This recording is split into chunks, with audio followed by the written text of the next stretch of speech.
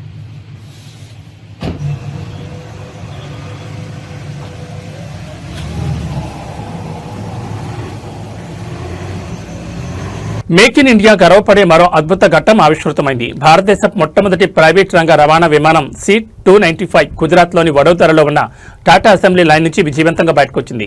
రక్షణ రంగంలో ప్రైవేట్ భాగస్వామ్యంతో విమానాల తయారీకి ఇది ఒక మైలురాయిగా నిలవనుంది. భారత వైమానిక దళాన్ని మరింత బలోపేతం చేసే దిశగా వేగంగా అడుగులు పడుతున్నాయి.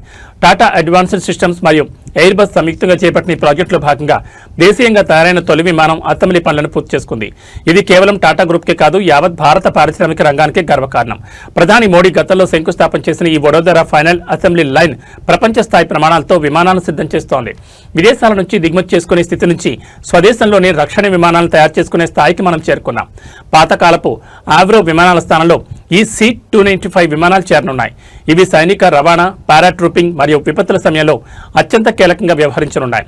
ఈ విమానం త్వరలోనే గగనతల పరీక్షలు ముగించుకుని అధికారికంగా భారత వైమానిక దళంలో చేరనుంది. ఇది రక్షణ రంగంలో ఆత్మనిర్భర భారత్ లక్ష్యానికి బలమైన పునాది.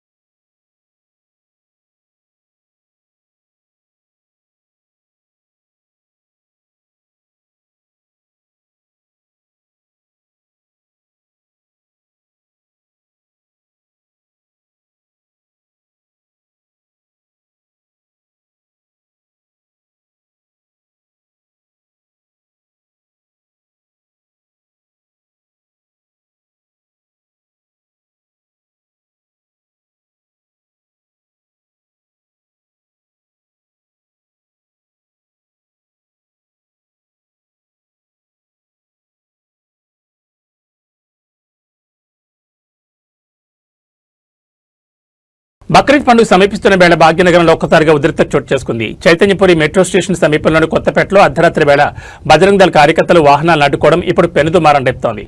కాంగ్రెస్ ప్రభుత్వం చెప్తున్న మహబత్ కి దుకాన్ అంటే ఇదేనా అని నెటిజన్లు ప్రశ్నిస్తున్నారు. పోలీసులు చూస్తుండగానే చట్టాన్ని చేతుల్లోకి తీసుకుంటున్న వారిపై ప్రభుత్వం ఎందుకు చర్యలు తీసుకోవడం లేదని బాధితులు మండిపడుతున్నారు. హైదరాబాద్ కొత్తపేటలో చోటు చేసుకున్న ఈ ఘటనపై సోషల్ మీడియా వేదికగా ప్రభుత్వంపై విమర్శలు వెల్లువెత్తున్నాయి. కొత్తపేట వద్ద ఎడ్లను తరలిస్తున్న వాహనాలను బజరంగ్ దళ్ కార్యకర్తలు అడ్డుకున్నారు. నిబంధనల ప్రకారం ఎడ్ల రవాణాపై లేదా వాటి బలిపై తెలంగాణలో ఎలాంటి నిషేధం లేకపోయినా ఏ అధికారంతో వాహనాలు ఆపుతున్నారని బాధితులు ప్రశ్నిస్తున్నారు. అక్కడ పోలీసులు ఉన్నప్పటికీ వారి నిమ్మకం నీరెత్తినట్లు వ్యవహరించడంపై ఆగ్రహం వ్యక్తమవుతోంది. ముందుగానే సమాచారం అందించినప్పటికీ పోలీసులు ఎలాంటి ముందస్తు చర్యలు తీసుకోకపోవడం వెనుక ఆంతర్యం ఏమిటని నెటిజన్లు నిలదీస్తున్నారు. కేవలం ముస్లింలపైనే చర్యలు తీసుకుంటూ చట్టాన్ని చేతుల్లోకి తీసుకునే బజరంగ్ దళ్ కార్యకర్తలకు ఫ్రీ హ్యాండ్ ఇస్తున్నారా అని ముఖ్యమంత్రి రేవంత్ రెడ్డిని సోషల్ మీడియా వేదికగా ప్రశ్నిస్తున్నారు. కాంగ్రెస్ నేతల మౌనం తెలంగాణలో సాఫ్ట్ హిందుత్వ రాజకీయాలకు నిదర్శనమని విమర్శలు వస్తున్నాయి. ఈ మొత్తం వ్యవహారంపై జాతీయ నేతలు రాహుల్ గాంధీ, ప్రియాంక గాంధీలను ట్యాగ్ చేస్తూ తెలంగాణలో జరుగుతున్న ఈ పరిణామాలపై స్పందించాలని బాధితులు కోరుతున్నారు. పండగ వేళ శాంతి భద్రతలకు విఘాతం కలగకుండా చూడాల్సిన బాధ్యత ప్రభుత్వంపై ఉందని, మరి ఈ వివాదంపై రేవంత్ సర్కార్ ఎలా స్పందిస్తుందో వేచి చూడాలి.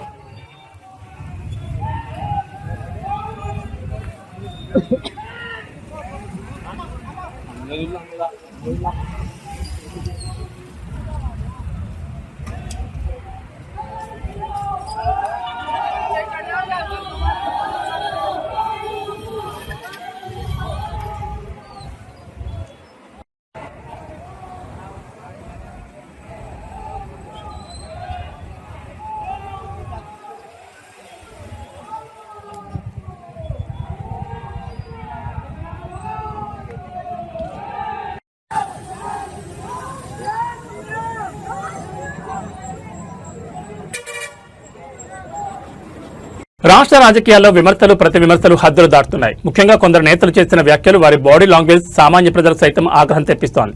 తాజాగా ఒక బీజేపీ నేత చేసిన వ్యాఖ్యలపై సోషల్ మీడియా వేదికగా నెట్జన్లు నిప్పులు చెరుతున్నారు.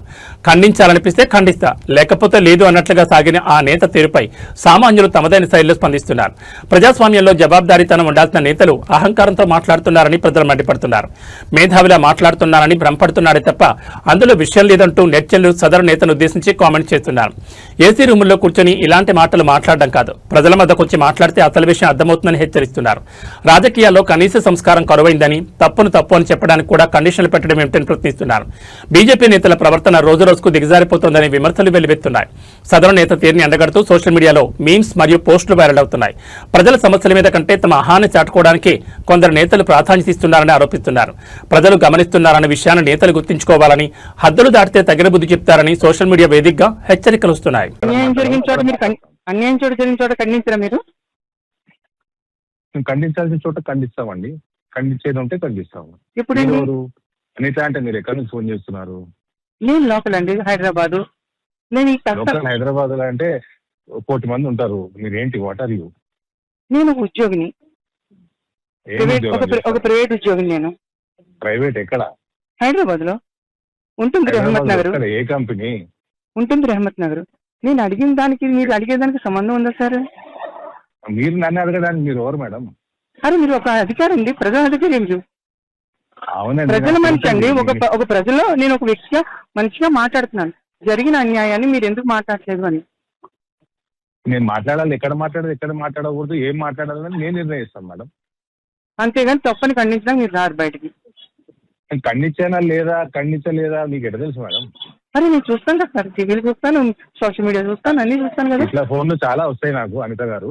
ఓకే, నాకు మీరు నేర్పించాల్సిన అవసరం లేదు. మాట్లాడాలి, ఏమి మాట్లాడాలి, మీకంటే ఎక్కువ రెస్పాన్సిబుల్ గా మేము మహిళల పట్ల, మైనర్ల పట్ల మీకుందండి. అందుకే అడుగుతున్నాను. సో మా బాధ్యత ఏందో మీరు చెప్పాల్సిన అవసరం లేదు మేడం. నేను చెప్పట్లేదు బాధ్యత ఎక్కడ, నేను జరిగిన తప్పు అని ఎందుకు ఇప్పటి వరకు మీరు ఖండించట్లేదు? ఎక్కడ అది మీకు తెలియదు. మీకు తెలియకపోతే నేను చేసినట్టు చేయనట్టు కాదు. ఓకే సరే సార్, థ్యాంక్ యూ. సరే, బాగా చేసుకోండి పని.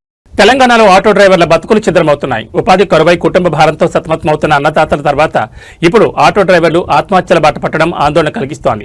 తాజాగా రాజన్న సిరిసిల్ల జిల్లాలో ఓ ఆటో డ్రైవర్ విగతజీవిగా మారారు. రాష్ట్ర వ్యాప్తంగా ఇప్పటి వరకు 209 మంది ఆటో డ్రైవర్లు ఆత్మహత్యకు పాల్పడడం పరిస్థితి తీవ్రతకు అద్దం పడుతోంది. రాజన్న సిరిసిల్ల జిల్లా ఎల్లారెడ్డిపేట మండలంలో ఈ విషాద ఘటన చోటు చేసుకుంది. దుమాల గ్రామానికి చెందిన పాముల భాస్కర్ అనే ఆటో డ్రైవర్ సోమవారం రాత్రి నుంచి కనిపించకుండా పోయారు. మంగళవారం ఉదయం గ్రామ శివార్లోని ఓ చెట్టు కొరివేసుకుని ఆత్మహత్య చేసుకునే స్థితిలో ఆయన మృతదేహం లభ్యమైంది. భాస్కర్ ఆకస్మిక మరణంతో ఆయన కుటుంబం కన్నీరు మున్నీరవుతోంది. ఆర్థిక ఇబ్బందులు ఈ బలవన్ మరణానికి కారణమని స్థానికులు అనుమానిస్తున్నారు. తెలంగాణలో కాంగ్రెస్ ప్రభుత్వం వచ్చిన తర్వాత రవాణా రంగంలో మార్పులు, ఉచిత బస్సు ప్రయాణం వంటి పరిణామాలతో ఆటో డ్రైవర్ల ఆదాయం పడిపోయిందని, ఈ క్రమంలో మనస్తాపం చెంది ఆత్మహత్యలు చేసుకుంటున్న వారి సంఖ్య రాష్ట్ర వ్యాప్తంగా 209కి చేరడం గమనార్హం. వరుస ఆత్మహత్యలు జరుగుతున్నా ప్రభుత్వం తమను ఆదుకోవడం లేదని ఆటో డ్రైవర్ల సంఘాలు మండిపడుతున్నాయి. పోలీసులు కేసు నమోదు చేసుకుని దర్యాప్తు చేస్తున్నారు.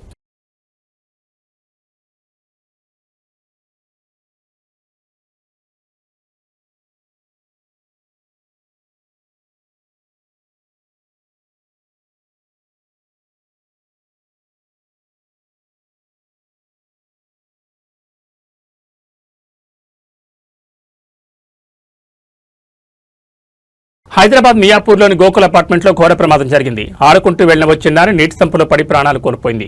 అపార్ట్మెంట్ వాచ్మెన్ కుమార్తెగా గుర్తించిన ఈ బాలిక మరణం స్థానికంగా తీవ్ర కలకలం రేపుతోంది. అయితే ఇది ప్రమాదమా లేక మరేదేమైనా కారణమా అన్న కోణంలో పోలీసులు దర్యాప్తు చేస్తున్నారు. గోకుల్ అపార్ట్మెంట్లో చోటు చేసుకున్న ఈ ఘటనపై అనేక అనుమానాలు వ్యక్తమవుతున్నాయి. అపార్ట్మెంట్ వాచ్మెన్ కుమార్తె ప్రమాదవశాత్తు నీటి సంపులో పడిపోయింది. ఆ సమయంలో సంపు మూత తెరిచి ఉండడంతోనే ఈ ప్రమాదం జరిగినట్లు ప్రాథమికంగా తెలుస్తోంది. కళ్ల ముందే తిరుగుతున్న కూతురు విగతజీవిగా మారడంతో తల్లిదండ్రులు కన్నీరు మున్నీరవుతున్నారు.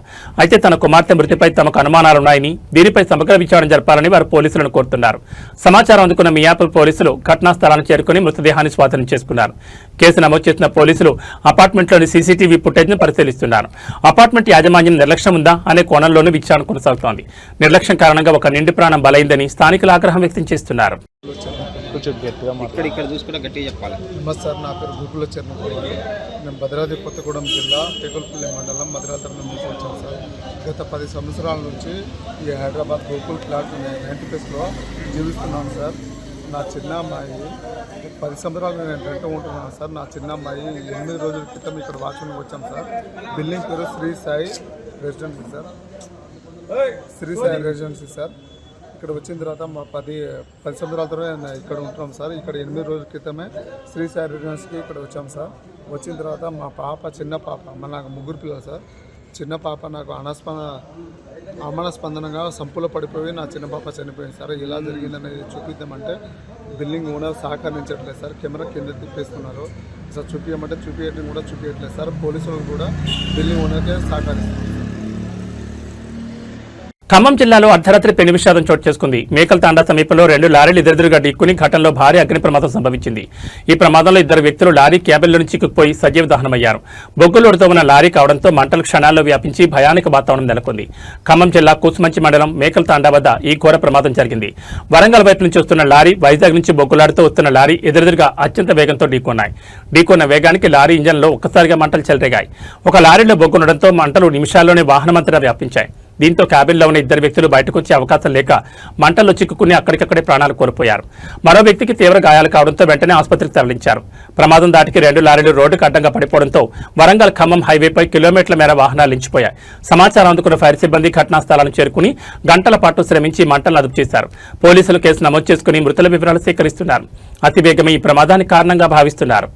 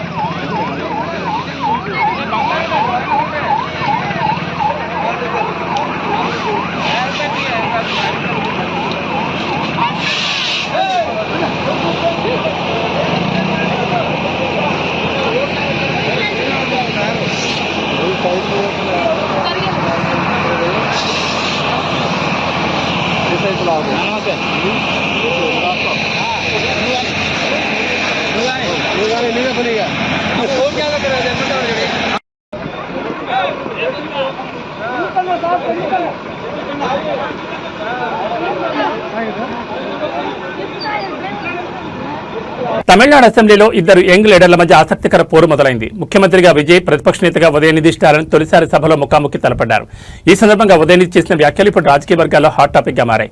మేమిద్దరం ఒకే కాలేజీలో చదువుకున్నా, పాలనలో మాత్రం మేమే సీనియర్ బ్యాచ్ అంటూ ఉదయనిధి వేసిన సెటైర్లు సభలో నవ్వులు పోయించాయి. తమిళనాడు శాసనసభ వేదికగా డీఎంకే, టీవీకే నేతల మధ్య మాటల యుద్ధం ఆసక్తికరంగా సాగింది. ఉదయనిధి స్టాలిన్ మాట్లాడుతూ తాను, సీఎం విజయ్ మరియు స్పీకర్ ప్రభాకర్ ముగ్గురు చెన్నైలోని లోయలా కాలేజీలో చదువుకున్నామని గుర్తు చేశారు. ఒకే కాలేజీ విద్యార్థులు ఇప్పుడు సభలో కీలక స్థానాల్లో ఉండడం విశేషమని అన్నారు. చదువులో క్లాస్మేట్స్ కావచ్చు కానీ రాజకీయాల్లో పాలనా అనుభవంలో డీఎంకేది సీనియర్ బ్యాచ్ అని ఉదయనిధి చమత్కరించారు. విజయ ప్రభుత్వానికి తాము పాలన నేర్పించడానికి తమ అనుభవాన్ని పంచుకోవడానికి సిద్ధంగా ఉన్నామని పేర్కొన్నారు. రాజకీయంగా విభేదాలున్నప్పటికీ తమిళనాడు రాష్ట్ర ప్రయోజనాల కోసం, అభివృద్ధి కోసం ప్రభుత్వం తీసుకునే మంచి నిర్ణయాలకు తమ మద్దతు ఉంటుందని, అదే సమయంలో తప్పులను ఎండగట్టడంలో వెనుకాడబోమని ఉదయనిధి స్పష్టం చేశారు. ముఖ్యమంత్రి విజయ్ కూడా ఉదయనిధి వ్యాఖ్యలకు చిరునవ్వుతో స్పందించడం సభలో ఆహ్లాదకర వాతావరణాన్ని నింపింది. ఈ ఇద్దరు వారసుల మధ్య సాగే రాజకీయం రాబోయే రోజుల్లో ఇంకెన్ని మలుపులు తిరుగుతుందో చూడాలి. அவர்களும் மாண்புமிகு முதலமைச்சர் அவர்களும் இன்னைக்கு எதிர்க்கட்சி தலைவராக இருக்கிற நானும் ஒரே காலேஜில் படிச்ச ஓல்டு ஸ்டூடெண்ட். ஒரே காலேஜில் நாம படிச்சிருந்தாலும் அரசாங்கத்தை நடத்துறதுல திமுக தான் சீனியர் பேட்ச். அது உங்களுக்கு தெரியும். 1967 ஆட்சிக்கு வந்தது திமுக தான். நாங்கள் தான் சீனியர்ஸ். அந்த அடிப்படையில் எங்களுடைய நாலேஜையும் எக்ஸ்பீரியன்ஸையும் நாங்கள் ஷேர் பண்ணிக்க ரெடியாக இருக்கோம். அதை ஏற்றுக்க நீங்களும் தயாராக இருங்க. ஏன்னா நமக்கு எப்பவுமே தமிழ்நாட்டு மாநிலத்துடைய நலன்தான் மிக மிக முக்கியம். மாண்புமிகு பேரவைத் தலைவர் அவர்களே, நீங்கள் போட்டியின்றி தேர்வாகியிருக்கீங்க. மாண்புமிகு முதலமைச்சரும் எதிர்க்கட்சி தலைவரான நானும் உங்களை அவை முன்னவரும் இந்த இருக்கையில் உட்கார வச்சிருக்கிறோம், அமர வச்சிருக்கிறோம். இன்னைக்கு உங்க கையை பிடிச்சி அழைச்சிட்டு வந்து உட்கார வச்சிருக்கிறோம். இனி எங்க ரெண்டு தரப்பையும் நீங்க தான் கையை பிடிச்சி அரவணைச்சு கோவம் இல்லாம கோவப்படாம, நீங்க கோவப்பட மாட்டீங்கன்னு தெரியும். உங்களை கோவப்படுத்துற மாதிரி எந்த செயலையும் நாங்க செய்ய மாட்டோம்.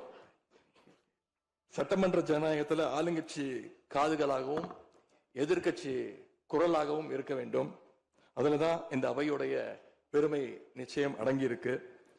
பொதுவா இதுக்கு முந்தைய சட்டமன்ற பேரவை எடுத்துக்கிட்டா ஆளுங்கட்சி வரிசையில அதிக உறுப்பினர்களும் எதிர்கட்சி வரிசையில அதை விட குறைவான உறுப்பினர்களும் இருப்பாங்க.